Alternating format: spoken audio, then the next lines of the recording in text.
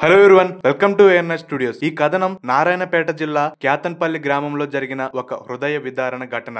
85 ఏళ్ల మాణిక్యరావు అనే వృద్ధుడు మృతి చెందారు. ఆయన ప్రభుత్వ ఉద్యోగిగా పనిచేసి రిటైర్ అయ్యారు. మాణిక్యరావుకి ఒక కొడుకు గిరీష్, 2 కూతుళ్లు రాజనందిని మరియు రఘునందిని ఉన్నారు. ఆయన జీవించుండగానే తన సొంత ఊరిలో ఉన్న 15 ఎకరాల భూమి మరియు 60 లక్షల నగదును కొడుకుకి ఇచ్చారు. కానీ మహబూబ్ నగర్ లో ఉన్న ఇంటిని తన 2 కూతుళ్ల పేరిట రిజిస్టర్ చేశారు. మరణాంతరం తండ్రి అంత్యక్రియల కోసం కూతుళ్లు, బంధువులు గిరీష్ ని సంప్రదించగా ఇంటిని తన పేరు మీద రాలేదన్న కోపంతో తండ్రి అంత్యక్రియలకు రావడానికి గిరీష్ నిరాకరించాడు. ఎంత చెప్పినా అతను ఒప్పుకోలేదు. చివరకు కూతుళ్లు స్వయంగా తండ్రికి తలకొరివి పెట్టి అంత్యక్రియలు నిర్వహించారు. ఈ ఘటనపై స్థానికంగా తీవ్ర ఆవేదన వ్యక్తమవుతుంది. తండ్రికి అంత్యక్రియలు చేయకపోవడంపై కొడుకు గిరీష్ పై పెద్ద ఎత్తున విమర్శలు వ్యక్తమవుతున్నాయి. ఈ విషయంపై మీరేమనుకుంటున్నారో కామెంట్ సెక్షన్ లో మెన్షన్ చేయండి. అలాగే ఇటువంటి మరిన్ని ఇంట్రెస్టింగ్ వీడియోస్ కోసం వెంటనే ఏఎన్ఆర్ స్టూడియోస్ ని సబ్స్క్రైబ్ చేసుకోండి. Thank you for watching.